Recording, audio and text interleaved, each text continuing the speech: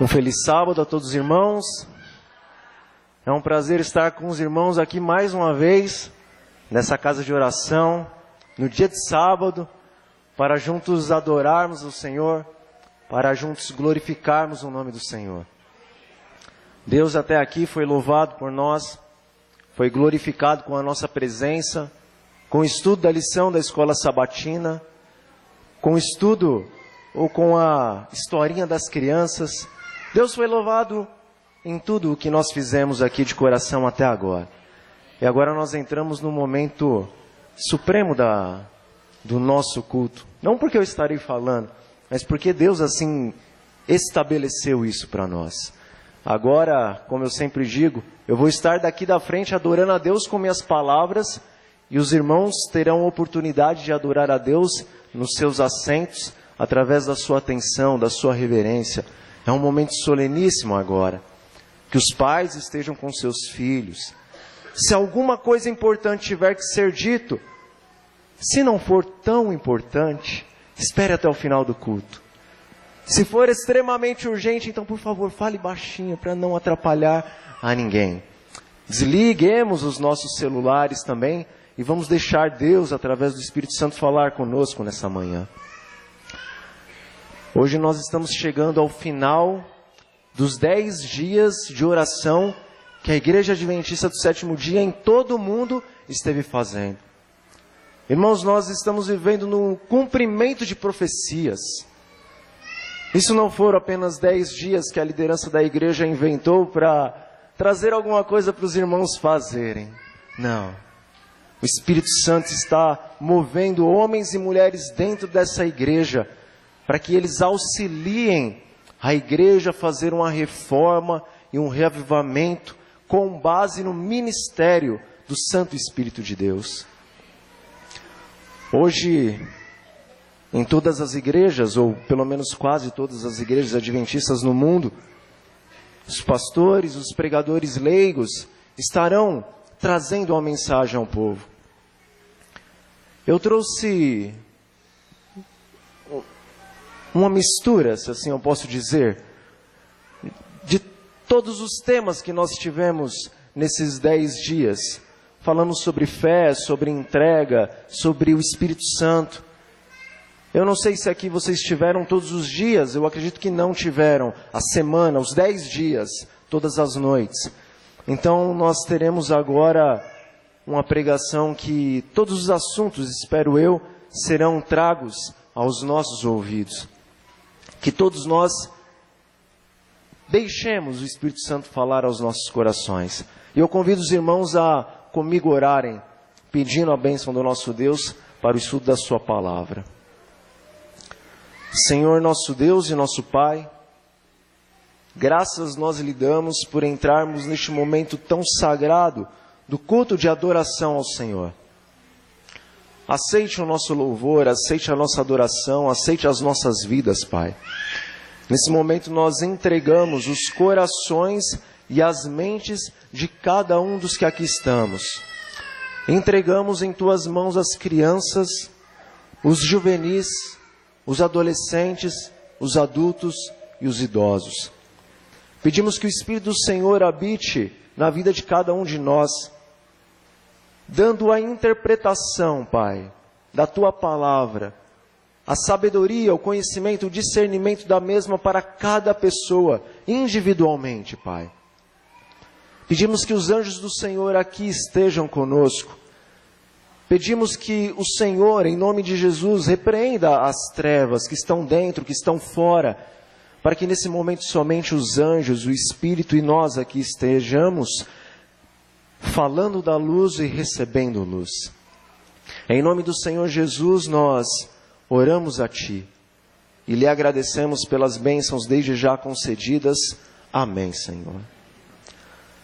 Irmãos, abram as suas Bíblias no livro de Números. Números, capítulo 25. Nós vamos ler os versículos 1 a 9. Números, capítulo 25, versículos 1 a 9.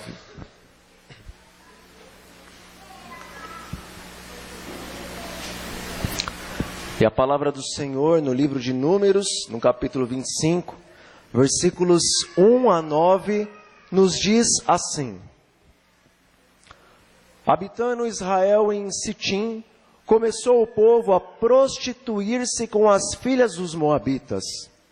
Essas convidaram o povo aos sacrifícios dos seus deuses, e o povo comeu e inclinou-se aos deuses delas.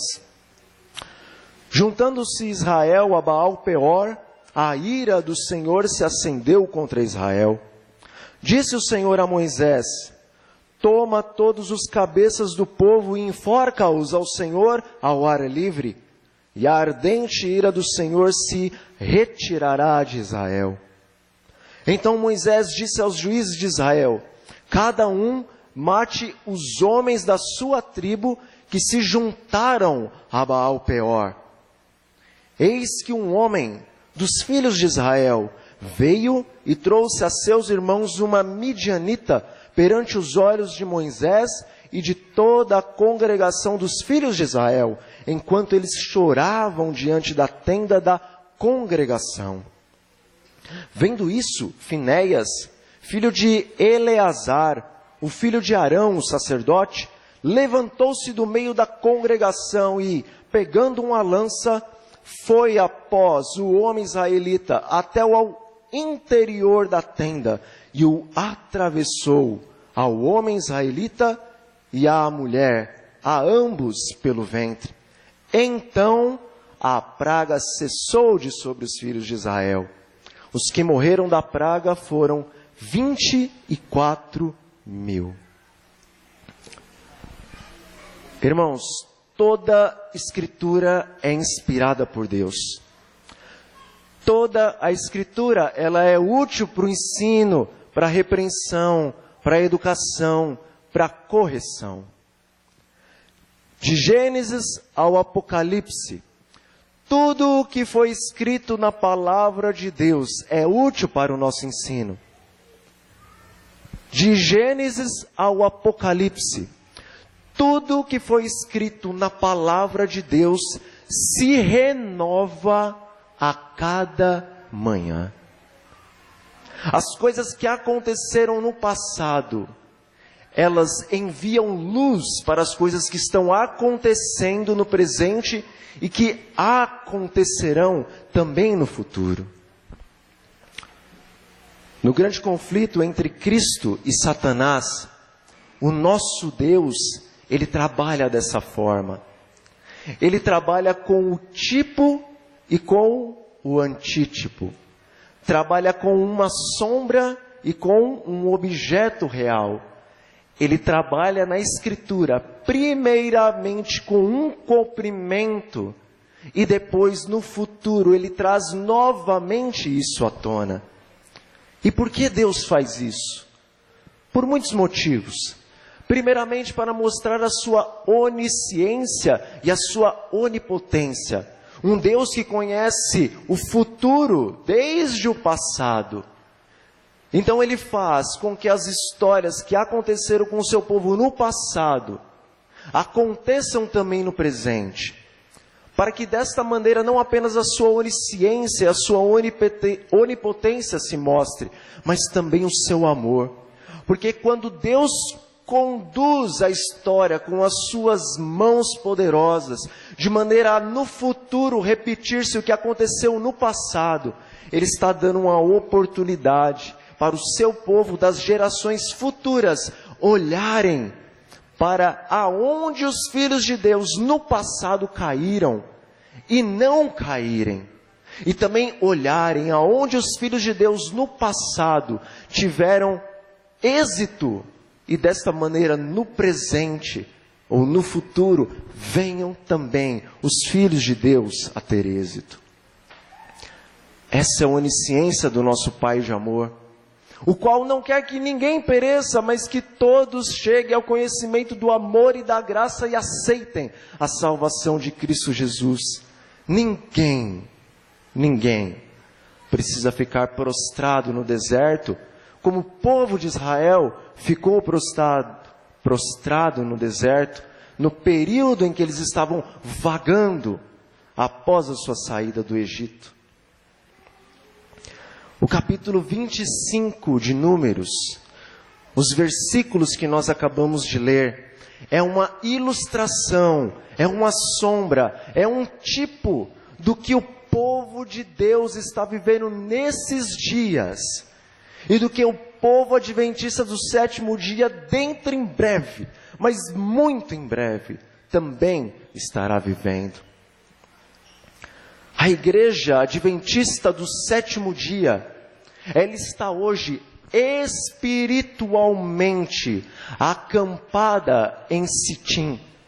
Assim como o povo, antes de entrar na Canaã terrestre, acamparam-se em Sitim, hoje o povo de Deus também está acampado em Sitim. À nossa frente está o Rio Jordão espiritual. À nossa frente está o Rio Jordão, que são as águas purificadoras do segundo grande batismo que ocorrerá antes da vinda do Senhor Jesus Cristo. As águas da chuva serôdia do Espírito Santo. Satanás, ele sabe, meus irmãos, que se você e eu, ele sabe que se o povo de Deus passar pelo Jordão espiritual, se o povo de Deus passar pelo derramamento da chuva serôdia em suas vidas, tudo estará perdido para ele. E por conta disso, nesse momento crucial da história da igreja, da história da humanidade, Satanás e seus anjos e os seus aliados humanos, eles vão fazer o possível, eles vão fazer o impossível, eles vão fazer o que foi permitido a eles fazer no grande conflito, e vão tentar fazer até mesmo o que não foi permitido a eles no grande conflito, para não deixar você e eu passarmos pelo Jordão espiritual, que é o batismo do Espírito Santo como chuva serôdia, para estes nossos dias. Se você e eu persistirmos e não permitirmos que as tentações e as armadilhas de Satanás nos impeçam de atravessarmos o Jordão, após recebermos o poder de Deus, a chuva serôdia, seremos selados então pelo Espírito de Deus em nossos corações com a lei do Altíssimo.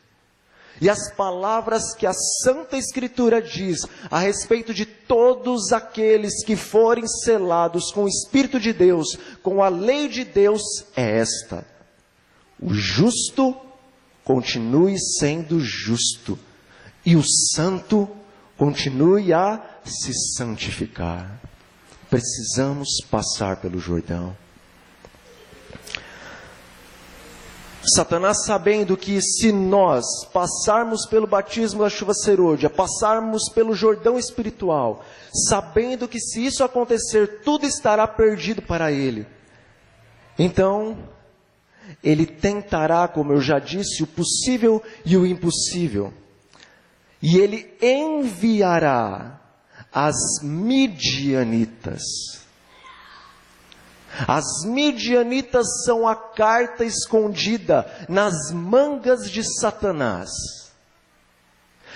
Sempre, quando o povo de Deus ele está prestes a alcançar uma vitória, ou sempre quando o povo de Deus está lutando e vencendo espiritualmente e fisicamente, Satanás tem a carta escondida dele.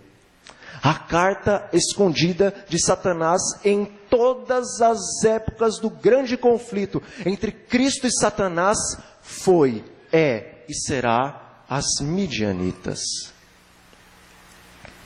Satanás usou as midianitas no jardim do Éden, com Eva e também com o nosso primeiro pai, Adão.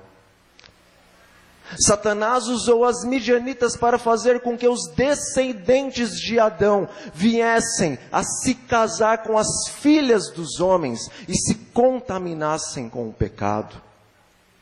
Ele usou as midianitas para fazer o povo de Deus pecarem na terra de Gósen e terem assim que por 400 anos serem escravos dos egípcios.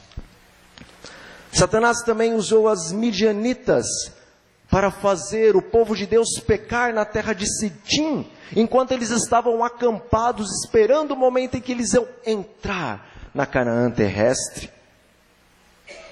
Ele usou também as midianitas na vida de Sansão, na vida de Salomão, na vida do grande Davi, aquele homem o qual tinha um coração semelhante ao coração de Deus. Satanás também usou as midianitas na vida dele e desses outros homens. Ele usou também as midianitas em todos os tempos bíblicos. Ele usou as midianitas na Idade Média. E tão grande foi a presença das midianitas na igreja de Deus na Idade Média, que o profeta Daniel diz que Satanás lançaria através dos homens a lei do Senhor ao chão. E o que ele faria? Ele ia prosperar. As midianitas, irmãos, são o meio pelo qual Satanás consegue introduzir o mundo e todas as suas concupiscências dentro da igreja de Deus, dentro dos corações dos filhos de Deus, dentro da mente do povo, o qual o Senhor chama de santo, sacerdócio real, povo escolhido por uma missão especial, que é levar a glória do Deus eterno para todos aqueles que ainda não conhecem a verdadeira luz. Quando Satanás consegue introduzir as midianitas dentro da igreja de Deus, ele faz com que o povo santo, o povo separado de Deus, venha a se prostrar diante dos deuses dos moabitas. O povo adventista do sétimo dia é o Israel espiritual e moderno de Deus. E nós estamos virtualmente, como já dissemos, acampados em Sitim, aguardando o momento de nós passarmos pelo Jordão. E Deus, Ele tem um propósito em nos manter acampados antes de nós passarmos pelo Jordão espiritual. Deus sempre tem um propósito quando Ele pede para o seu povo ficar acampado. E o propósito pelo qual Deus estabeleceu que este povo tinha que ficar acampado no Sitim espiritual, foi pelo mesmo propósito que Deus pediu que os discípulos de Cristo se reunissem no cenáculo antes da primeira grande descida do Espírito Santo no dia do Pentecostes. Satanás, vendo isso, ele prepara as suas armadilhas para o povo de Deus. Irmãos, antes do povo de Deus receber uma grande medida do poder de Deus, do poder do Espírito Santo, sempre o Senhor exige que o seu povo fique acampado, fique reunidos no cetim físico ou no cetim espiritual, para que o povo então se una em amor, para que o povo se una numa só mentalidade. Ele espera que seu povo fique acampado, para que estes venham ser um único corpo, funcionando minuciosamente, tendo somente Cristo como a cabeça. Pastores, teólogos, membros, leigos, diretores, todos, Deus deseja que estejam acampados, reunidos e unidos neste momento, para que juntos sejam um corpo de Cristo. E o Senhor Jesus verdadeiramente seja a cabeça desse povo, para que então a cabeça possa dirigir o corpo para onde o corpo, que é a igreja de Deus, precisa ir. E nós precisamos ir para Canaã celestial, irmãos. Mas, infelizmente,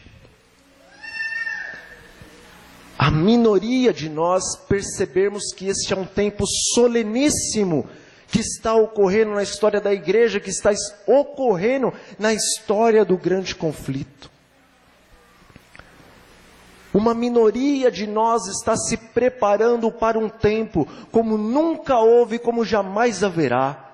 Nós passaremos agora, dentro em breve, irmãos, dentre muito em breve, nós passaremos por um momento de graça, por um momento de glória, por um momento de poder, o qual ninguém, em todos os períodos da história deste mundo, jamais conheceu.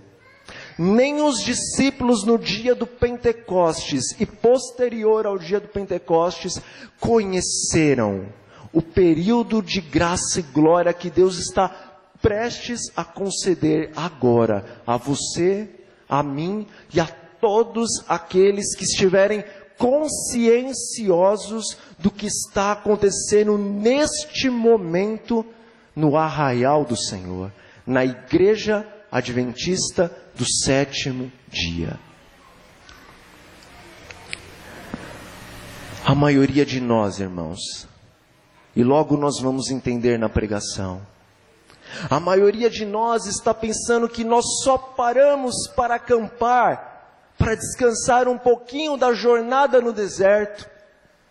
A maioria de nós pensa que nós só paramos para nos acampar, para talvez fazermos um happy hour, um clube social entre jovens, crianças e adultos que conhecem a verdade de Deus, para ficar trocando figurinhas e de repente, ao mandado do Senhor, todo mundo vai marchar e passar juntamente pelo Jordão e entrar na Canaã celestial.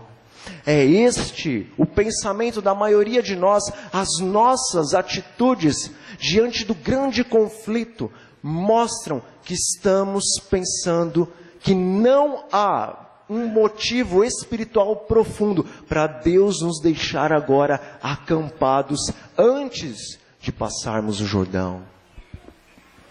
Os adventistas, irmãos, que não entenderem que nós estamos acampados tão somente para orar, para suplicar, para implorar, para insistir, e como diz o Espírito da profecia, para importunar a Deus pelo batismo do Espírito Santo. Os adventistas que não compreenderem que este momento Deus só está nos concedendo para nós fazermos isso de dia, de tarde, de noite, de madrugada e a todo momento sem cessar. Os que não perceberem que o tempo demanda isto e não buscarem Deus, Espírito Santo, dessa maneira, então eles vão ficar espiritualmente sedentários. E quando nós estamos sedentários, desocupados, sem nada para fazer, talvez venha um pensamento: bom, chegou a hora de jogar um minigame, ou de mexer no Facebook, ou de brincar um pouquinho com o meu tablet, meu iPhone, meu iPad. E é nesse momento, é nessa situação que Satanás ganha a jogada e diz: agora é a hora das midianitas. Agora que o povo não compreendeu o porquê eles estão parados, e eles se tornaram ociosos espirituais, agora é o momento que eu vou entrar com as minhas midianitas. Filmes, novelas, seriados, futebol, lutas, uma infinidade de jogos competitivos e de rivalidade entre torcidas e competidores. Uma infinidade de jogos que não têm o Espírito, o qual os santos viverão eternamente no reino da glória. Moda, lazer, novidades. Dezenas de novidades, centenas de novidades, milhões, milhares de novidades para pegar os filhos de Deus. carnes, refrigerantes, doces, pizzas, tudo que vem aguçar os nossos sentidos, a nossa visão, a nossa audição, o nosso paladar, o nosso tato, o nosso olfato. O príncipe das trevas, ele não descansa, ele não cochila um minuto. A sua mente, a mente dos seus anjos está constantemente trabalhando, inventando novas e modernas maneiras de pegar os filhos de Deus, de segurar os filhos de Deus no estado lamentável espiritual na qual eles se encontram. Satanás não para um só minuto de planejar coisas para pegar o povo de Deus, para que então, no último dia, o povo de Deus tenha que passar pelo castigo que tão somente era para ele e os seus anjos. Irmãos, o propósito das midianitas espirituais de Satanás é levar o povo de Deus a se prostrar diante dos deuses moabitas. Existem muitos deuses. Belzebu, Asmondeu, Astarote, Leviatã, outros nomes. Mas o propósito de Satanás é fazer você e eu, como povo de Deus no passado, nos prostrarmos diante de Baal. Nos prostrarmos diante dos deuses dos moabitas. E a verdade é que, de acordo com a Bíblia e o Espírito da profecia, assim como Satanás, ele teve muito êxito na Idade Média, o que ele fez, ele prosperou. O que ele está fazendo, os investimentos dele dentro desta igreja, dentro desse povo santo e escolhido de Deus, os investimentos dele também estão prosperando. Em pouco tempo, Baal, ele passou a ser inconscientemente o Deus dos adventistas do sétimo dia. Infelizmente, em pouco tempo, na maioria, não todos, mas na maioria da igreja, Baal passou a ser o Deus, o qual o povo de Deus está hoje se prostrando. Irmãos, eu tenho uma coisa talvez alarmante para dizer, mas eu peço que os irmãos prestem muito atenção no que eu vou dizer, e compreendam isso, e olhem para vocês mesmos. Os textos que eu vou ler e o que eu vou falar, não dá motivo, não dá espaço para nós olharmos um pouquinho para a direita ou para a esquerda, somente para nós. A verdade, irmãos, é que se hoje a Igreja Adventista tem em média 20 milhões de membros, cerca de 19 milhões, um pouquinho mais, estão se prostrando a Baal. E um pouquinho menos de 1 milhão não está se prostrando a Baal.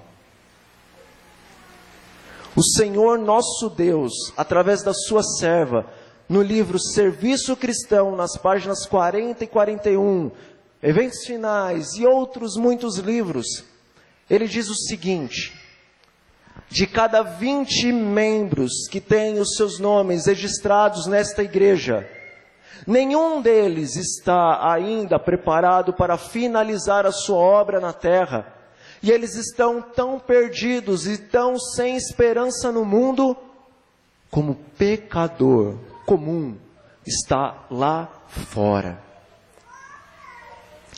Irmãos, nestas páginas deste livro, neste texto, nas entrelinhas, Deus está dando um probleminha de matemática para nós resolvermos. Eu não sou bom em matemática e nunca fui, mas os irmãos acho que vão conseguir compreender o probleminha que Deus está nos concedendo. Nas entrelinhas deste texto, Deus está fazendo uma pergunta. Ele diz o seguinte: se temos 20 milhões de membros em uma igreja, dos quais, para cada 21, 20 estão perdidos, tão perdidos como um pecador comum, e apenas um não se contaminou com as midianitas, então resolva.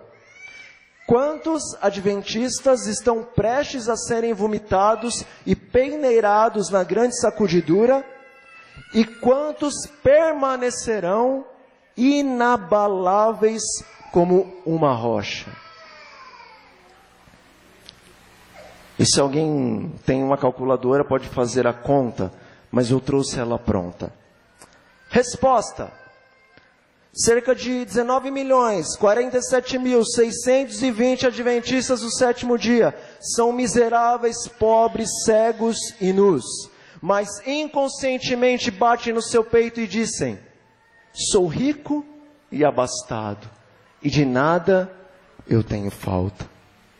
E aproximadamente 952.380,95 adventistas do sétimo dia estão orando, suplicando, clamando e lutando com Deus pelo verdadeiro batismo do Espírito Santo. Irmãos, a senhora White, ela teve, eu não vou dizer que um privilégio. Aqui é mais importante. Não se incomodem. Deus tem uma mensagem para vocês. A senhora White, ela teve uma oportunidade. Ela teve uma oportunidade de ver Satanás em uma reunião com os seus demônios, falando a respeito do que ele pretendia fazer com o povo de Deus. E as palavras que ela relatou são estas: terei no terreno de Deus, diz o inimigo, como meus agentes, homens que mantenham falsas doutrinas, misturadas com justamente suficiente verdade para enganar as almas. Também terei presentes pessoas incrédulas, que expressem dúvidas quanto às mensagens de advertência do Senhor à sua igreja. Lê-se o povo e cresce nessas admoestações, pouca esperança poderíamos ter de vencê-los. Mas, se pudermos desviar-lhes a atenção dessas advertências, eles permanecerão ignorando o nosso poder e a nossa sagacidade. E então, finalmente, nós vamos conseguir ganhá-los para as nossas fileiras. Testemunhos para Ministros e Obreiros Evangelísticos, página 475. O plano do inimigo é ter homens e mulheres dentro do povo de Deus, tal como ele teve homens e mulheres no Israel antigo de Deus, que tragam palavras, ações, compreensões, que não vêm da parte de Deus, mas que vêm da parte do inimigo de Deus. Quantos hoje, ao ouvirem os testemunhos do Senhor, dizem: a Bíblia é a luz maior, o Espírito de profecia é a luz menor. Se não está escrito na Bíblia, então não precisa cumprir. Estes são os instrumentos de Satanás dentro da igreja.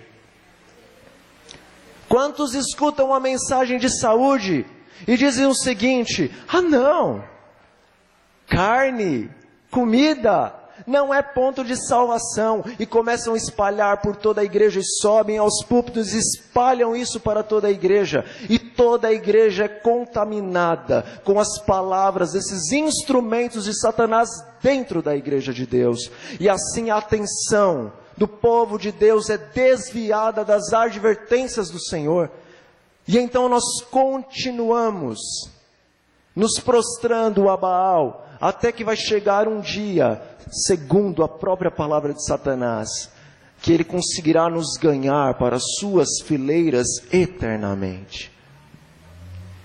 Não sejam instrumentos de Satanás. Não sejamos os braços direitos de Satanás dentro da igreja de Deus.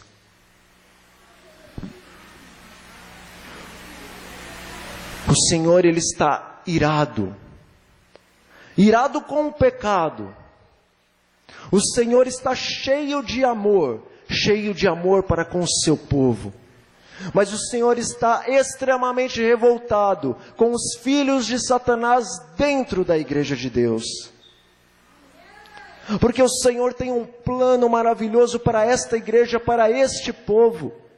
O Senhor tem um plano de nos transformar em troféus para o universo inteiro contemplar a sua onipotência, onisciência, onipresença, o seu amor infinito através de Cristo Jesus e da transformação de um povo que viveu na miséria do pecado.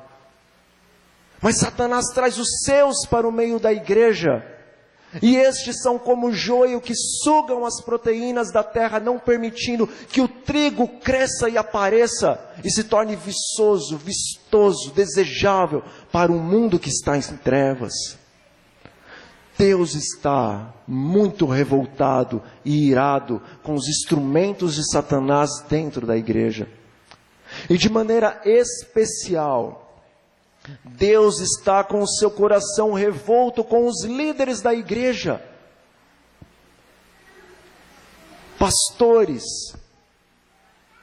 teólogos, anciãos, diretores de ministério.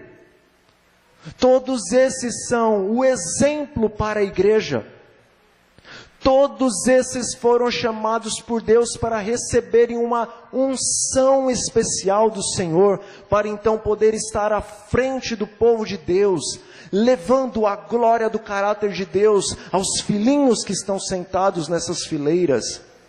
Mas o que vemos é que, embora os líderes foram chamados para esse encargo preciosíssimo, hoje eles têm se tornado os cabeças de facções na apostasia ômega que está ocorrendo na igreja segundo o espírito da profecia.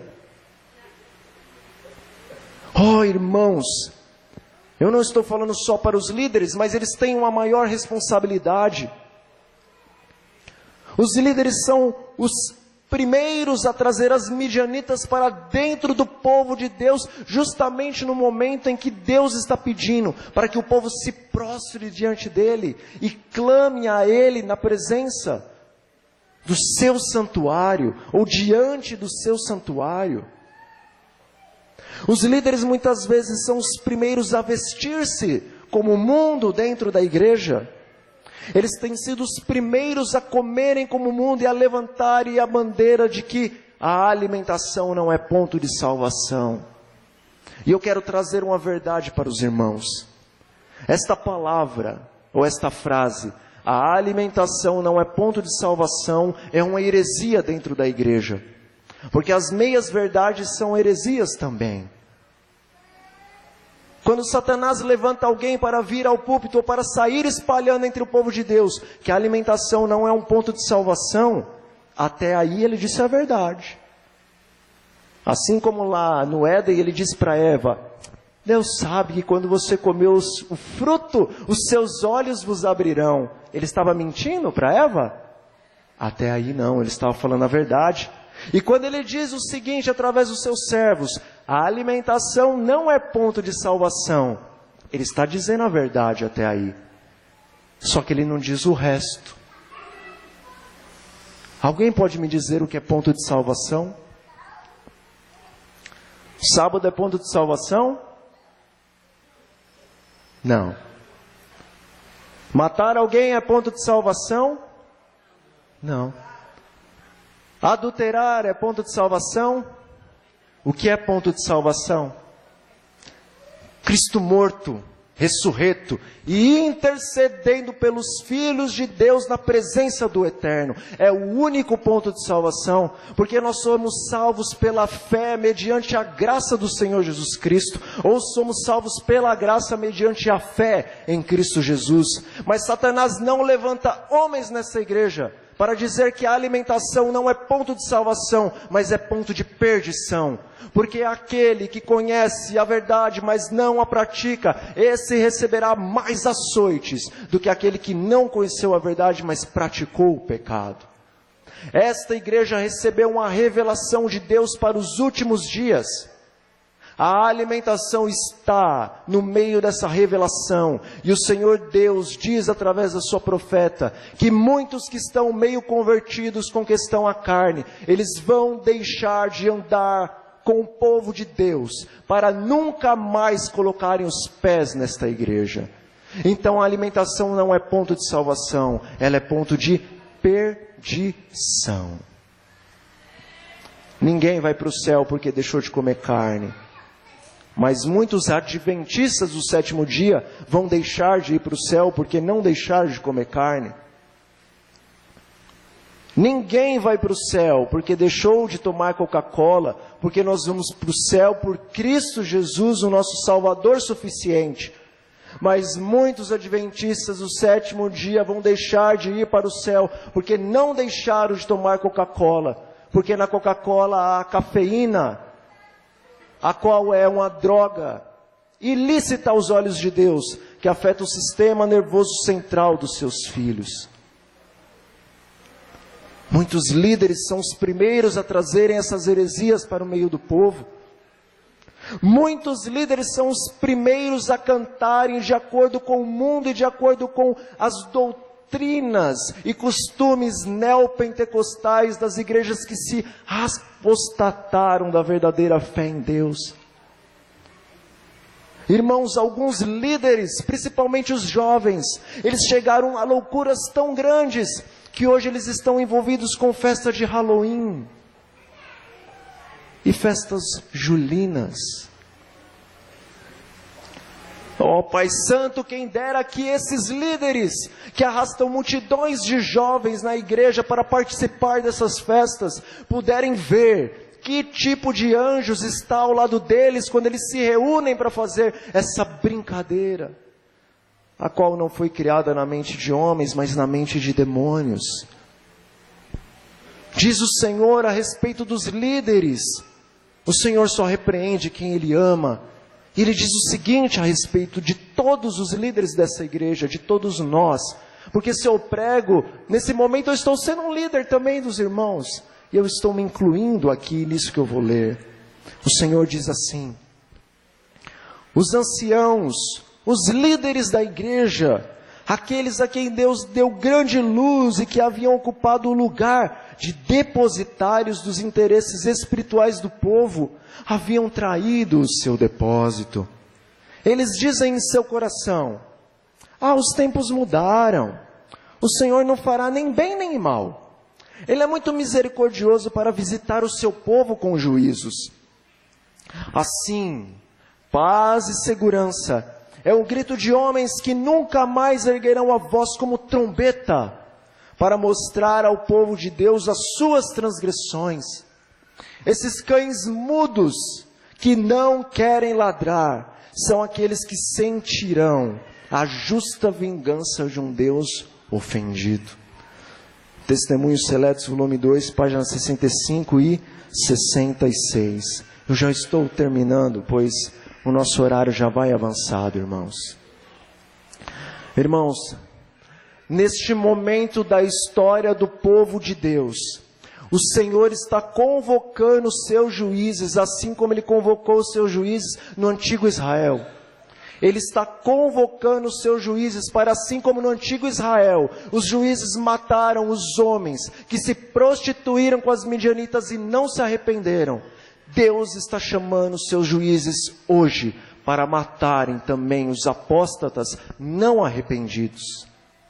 Só que dessa vez Deus não vai usar nem de força nem de violência. Desta vez Deus não vai usar de espada e muito menos de pólvora para exterminar os transgressores que não querem se arrepender.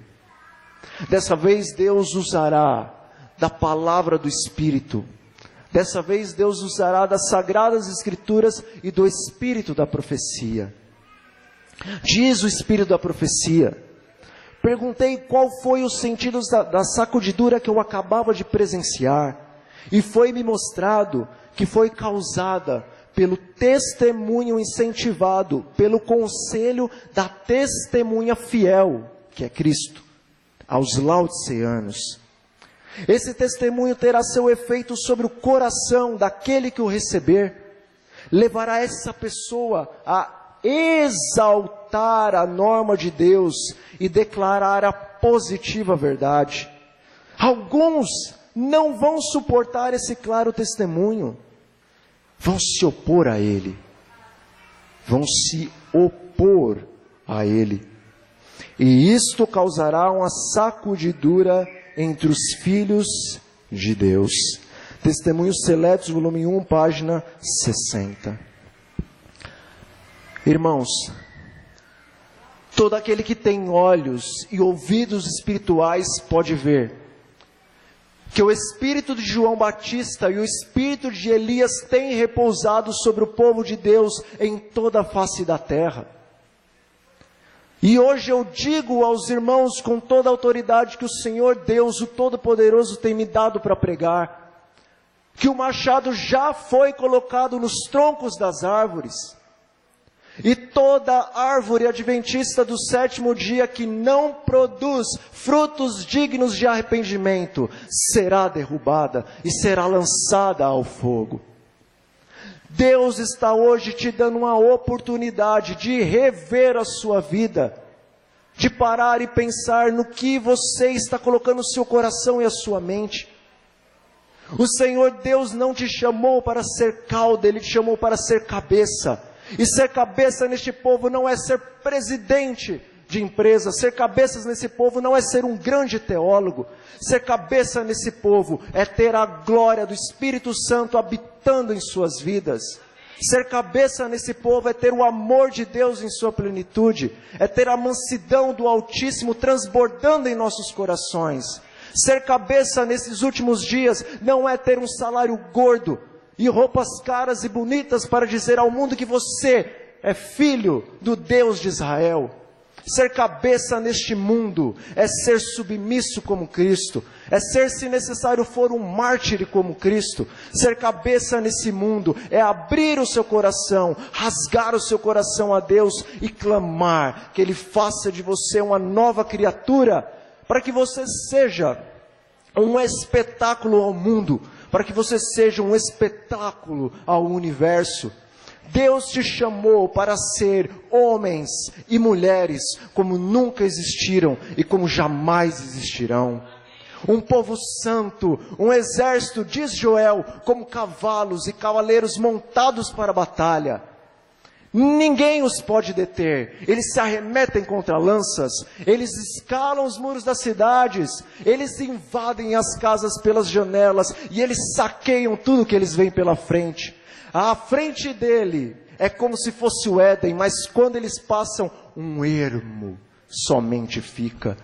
Porque o fogo do Senhor vai consumindo em suas frentes, e o poder do Altíssimo vai subindo sobre eles, até que o caráter desse se torna como o sol em sua força.